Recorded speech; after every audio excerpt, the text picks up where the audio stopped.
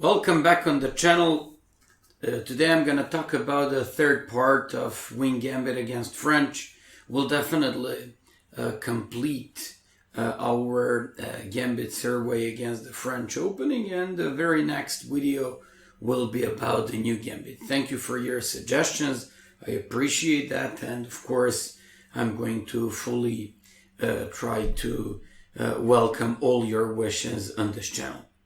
So let's immediately start with Win Gambit third part. In previous two videos, you had a chance to see what to do against the sidelines against b4, such as knight c6, c4, d6, and b4. In the second video, you had a chance to see what happens after they take. You play a3, and they either take on a3 or play something else like b3 or even d4. And in this video I'm going to show you how to play against the main line knight c6. Why do I say main line? Because most of good players go for knight c6. So after knight c6 we take on b4. That's the plan, you know. We take, we get a tempi, because after bishop b4 we have c3 with a tempi once again. Bishop has to go back on e7. If bishop goes on a5, you of course without any hesitation get the center with d4. When they play knight g7, where else they should develop this knight, you play bishop d3. And of course they have to play h6. Why do I say of course? Because if they go for a short castle, boom, the first tactical position for you today. Do you remember what we have to do here? So if you stopped your video and if you wonder what to do here, the move is bishop h7.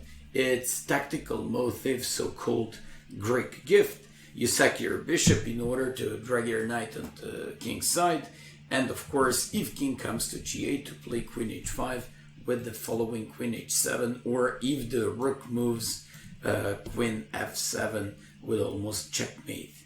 So for example, if they go here, queen f7, rook takes a5, what a beautiful move. If queen takes, you're gonna capture the rook. If knight takes, you'll be able to mate them. I'll show you how. You give check, this, check, and if they go like this, you include now this bishop into attack. If the knight was on c6, they would be able to cover themselves by knight c6 on e7. Doesn't matter, that's why they have to play h6. And when you of course complete your development, and they do it as well, once again you just have to go with a pretty typical move. It's bishop c2, creating and coming up with a better queen d3 afterwards. So if they go with f5, you just take on f6, rook takes f6, queen to d3, knight on f5. And for all of you who wanna work on initiative and how to create, like for example attack or come up with initiative in your games, stop the video and try to find the move. Well, the move is very nice. It's king h1, opening up a possibility for g4, rook g1, followed by g5, and breaking along the g file, and on the king side white is gonna get a pretty strong chance and strong attack. So that's why bishop a5 almost nobody does in practice. People massively go back with the bishop on e7. Of course you play d4. I'm just going a little bit faster because all these moves are more or less forced and not too much, you know, like under suspicion according to theory. So this is almost like forced way how black actually has to play there. And after d4, main line is f6. But before we check f6, I've seen too many good players going for two different plans. One plan is unique, a bishop d7, and after that they go with a6, rook c8, and knight goes on either a5 or a7. It's not the same, but you just play bishop d3, and let's just say they go with a6. a6 is pretty logical move if they want to move that rook from a8 to c8. If they want to play, for example, knight a7 and bishop b5, swapping off the light square bishops, or knight a5 and knight c4. So in that case, they don't want to have a hanging pawn on a7. Nevertheless, whether they play one or another, we should consider our position being very, very prosperous here. So after like bishop d3, let's say they go with rook c8. Of course, you can. There are like two plans. One hyper aggressive, and one more or less logical. What most of you would do here. That plan would be short castle, and that would be normal. And then you just have to work on developing your queenside minor pieces. I'm talking about knight on b1 and bishop on a3. And for example, knight can go on a3 or b5, and if they play c2, they can go back with the knight on c2. It can go, for example, on, or it may stay there on a3 to support c4, or this bishop dark square can go and to be traded off for the dark square bishop. I know that we're down a pawn and we're not supposed to exchange pieces, but here you just want to get like better control of the dark squares. That's one, let's just say, more or less normal plan. Another, which I call hyper aggressive, is h4. And I put all these arrows for you to understand that even without a short castle, you can make a kind of artificial castle. First of all, I have to explain that h4 gives you a knight g5, because you desperately want to open up your queen. Your queen belongs to the king side. Queen should go to g4 or h5. In order to do that, you need to move your knight. If you move your knight, you're going to place it on g5. If you place it on g5, you want to go with queen h5. You open up possibility to use the rook lifting, rook h3 and rook g3. That's another thing. And finally, king goes to g1, makes actually going into safety, and it is going to give you a very, like good and safe position of the king during the game, where more or less you just make artificial castle and play normal game. After like h4, h6 to stop knight g5 looks like a logical move, but then you just go with rook h3. Rook h3 is interesting. King goes eventually to g1, and you just have a nice initiative. You know what? You're down a pawn, and I'm here just to give you ideas. If you still lose your games, then it means that you just have to work more on your initiative, then you have to practice more how to attack, that you have to still work on tactics.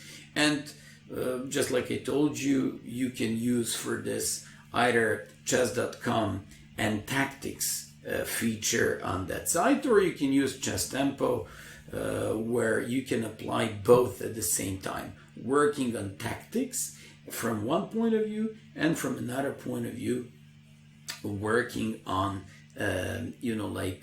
speed of your solutions, and to do them as fast as you can.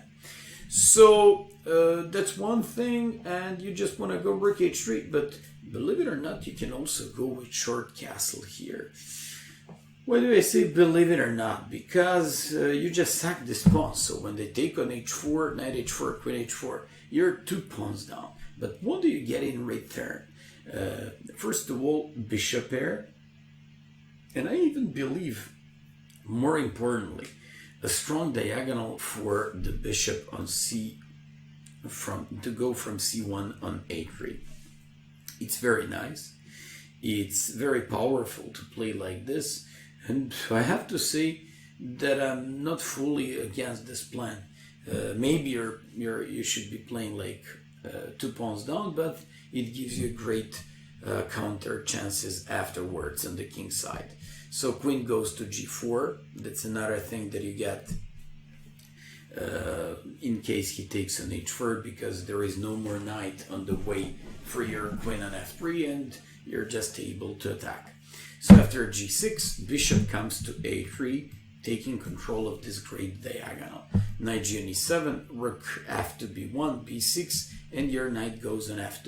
I like usually this maneuver, knight h2, g4, f6, with possibly queen going back to h3 or f3, because that knight just wants to fully take advantage of the dark squares. Very nice plan, and for example, I just gave you like 2 or 3 different but quite interesting plans how to attack black's position. For example, if h4 and they play a6, of course you're going to involve your rook into attack. Of course that after h6 you're going to put this rook against the pawn on g7. They will have to put this bishop back on g7, and then you play king f1 followed by king g1. After they play knight f5, king g1, placing your king in a safety, and playing bishop c2. Why bishop c2? Sooner or later you just want to play some queen d3. Secondly, you just give an option of, for example, trading off these bishops if needed. I'm talking about bishop a4.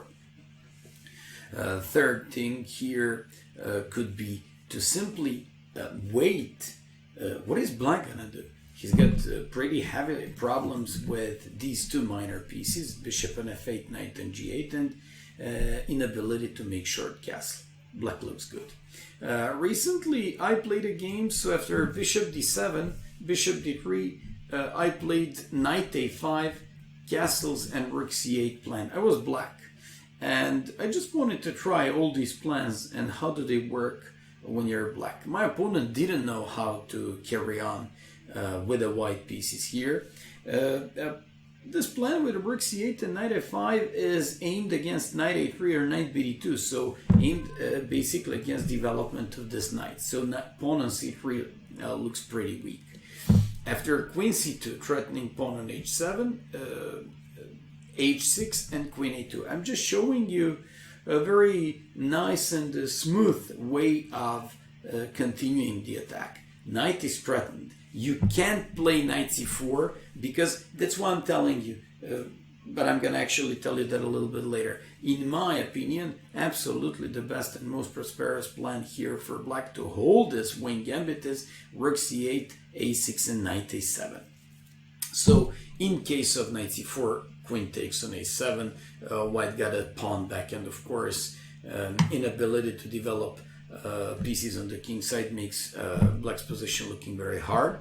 In case of b6, you just go with bishop a6, knight a3, and you want to play knight b5 with a great initiative. And finally, instead of this knight a5, they just have a possibility to go with a6. Just like I said, in my opinion, after like checking throughout 3 blitz games playing black, I just realized that a6, rook c8, and knight a7 could be the best idea. I just want to explain you a little bit better idea of rook e1. Rook e1 is aimed against f6, so if they ever play f6, you should take on f6 and create, first of all, get a good outpost on e5, and also have a nice attack against the pawn on e6. So after knight a7, you play queen c2, attacking pawn h7, they go h5, and you play knight a3. It's very important to stop plan by black bishop b5, because they should be very happy to swap off these light square bishops. So that's what we do after knight a3. We actually prevent that. So after queen c7, queen b1, queen c3, bishop d2, queen c7, and queen b3.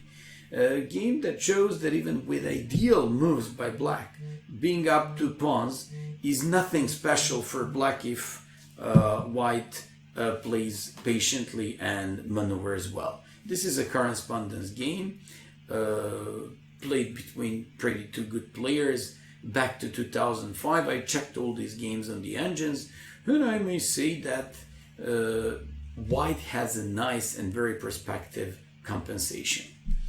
And finally, let's just go to the main line. So when you play d4, what happens if f6? I just want to actually, I just want to show you bishop d7, bishop d3, and f5. I realized that lots of players go with this because bishop d7, a6, rook c8 is definitely going to happen by black, but with f5 they just stop our attacking approach. You should be playing h4, taking control of the dark squares on the king's side. And for example, Grandmaster Felgar from Argentina played one game after g6, g4, f takes, knight g5, knight h6, knight h7, bishop took on h7, played queen d2 and broke with h5. The game finished like this: captured on g6, played g7, took the rook, played queen d3 check, promoted this queen and came up with this checkmate. Very nice game. Felgar Schweber played in Buenos Aires back to 2000. So after h4, I definitely believe that knight h6 should be played, going back with this knight on f7 and just controlling dark squares and completely kingside. But here comes the real problem for them. We take on h6, play queen d2, and afterwards we want to play c4, breaking in the center, taking advantage of a couple of things. First of all, bad and misplayed king, pretty bad pawn structure. And I've seen, for example, Vasyl Lagraf played a game recently very similar to this position. He moved his knight like this to f4. Nothing. I just explained you that here you just have to do a fast open of this black center and take advantage of kind of weak king on e8. And finally, let's go to this f6 variation. Of course, you play bishop d3. They have to take. What else should they do? I mean, they take and you take by knight. You now threaten queen h5. In case they take on e5, in my, after checking all these variations, knight f6 looks like the only logical move. But if they play knight takes e5, now knight cannot come to either h5 or h6, f6 or h6. They go with g6, and now you break with a typical h4 and h5 plan. I analyzed this something and realized that even after queen c7, queen e2, white has a huge compensation, great attack, mainly thanks to h5 move. Knight cannot be developed to any of these pieces, cannot be developed to e7 because bishop is there on the way of this knight. Very difficult position in practical chess. And finally, after knight e5, knight f6, you go castles, castles, knight d2. It's very important to be now very careful and to look how should you complete your development, because for all of you who intend to play against good players, maybe this position is going to happen to you a couple of times. And when I say good players, I even believe candidate masters, FMs, IMs, even including good GMs, they might go with this line. So you go knight d2. I'll show you a game between two GMs. Emmanuel Berg had white pieces. Don't forget, he's a French player and he used the wing gambit himself. He was white and played against Eriksson in Swedish Championship back to 2011. This guy captured on e5 and played a very logical move, knight d7. After the game turned out that the knight e8 was the only move. But look what happens if knight d7. Berg played queen h5, threatened on h7. The only move here was g6. He sacrificed bishop and came up with this rook lifting, rook a4. Looks very nice, but at the same time looks also very logical. Rook f5, queen h6, queen a6 with check. Rook has to go back this one, and he played queen d5. At the moment, he was down a piece, but he had 3 pawns for the piece and more than weak king on g8 to be crushed later. He played e6, doing the fork. This guy played rook g7, played bishop a3, and queen f5. This is the game from Swedish Championship. A very nice game by Emmanuel Berg, and I just have to say this is a model game. How should you attack and use the rook lifting in these positions? That's why after the game turned out that the knight e8 was the only move, but you know what? Now you can't play queen h5, g6, bishop g6 because of this. That's the point of knight e8. But after knight f3, g6, bishop h6, and queen e2, with the idea of rook f d1, c4, breaking in the center, white would be easily better. And finally, instead of taking on e5, in all these correspondence games, which I always insist, actually on these games I always insist so much because they're actually proof of quality. So queen c7, you just go with a little bit surprising f4. It looks a little bit ugly, creates some weaknesses on the light squares, but definitely gets a good grip on e5. And you just have, after that, a very nice attacking chances on the king side. So look what happens. After f4, b6, queen e2. Queen e2 is a nice move because if a5 with bishop a6 was idea by black at some point, it doesn't exist anymore. Also, I'm taking better control of e5. Finally, if you play bishop e7, now you'll see point of my queen on e2. It's going to hit the pawn on e6. So after queen c8, we take, drag another knight, play rook b1, and I'm showing you correspondence game once again. After g4, white had a great attack. Once again, lots of difficulties for black. Once again, easier position to be played with white, so I hope you'll enjoy this one. And finally, if they play a5, and a5 is used by some guys because they want to somehow convert pawn up and start pushing this pawn on a5, and also they want to play knight a7 and start maneuvering, but also attacking the pawn on c3. I very much like the game that follows. It's full of interesting initiative. Bishop b5, and after knight a7, played bishop to d3. Interesting would be to see how should white carry on if knight c6 happens. Of course, that white can push on and play knight d on f3 and be a little bit better, followed by knight g5. Actually, you're gonna get these ideas after I show you the following game as well. Don't forget, at the moment, white is down a pawn. And after queen c3, white is down 2 pawns. And after a2, white is down 3 pawns, check.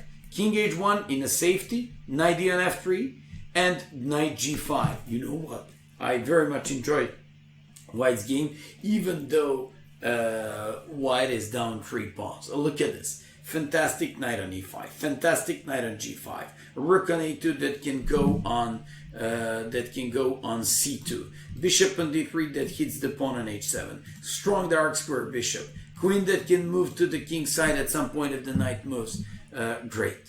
After bishop c5, queen c2 threatens pawn on h7. Don't forget, this one doesn't work because of checkmate knight g6, so they have to play g6. Guy played bishop e2. Black was hoping to exchange queens after queen b1 to maybe play rook c1, but also to keep the pressure on these 2 pawns. Eventually happened the move that actually, thanks to which white managed to win. Stop the video and try to find it. It's semi-tactics, semi-initiative, so it's something in between. So I hope you found it. It was knight h7. White afterwards managed to carry on with great attack and eventually win the game. Sorry for taking a little bit longer to make this third video. Definitely we completed this Win Gambit survey against the French opening, and hope you enjoyed this series. Don't forget, from now on you can order and buy all these PGN videos. All you have to do is just to send me an email or just go on my site www.bigmaya.com. Thanks for watching. See you very soon. Bye bye.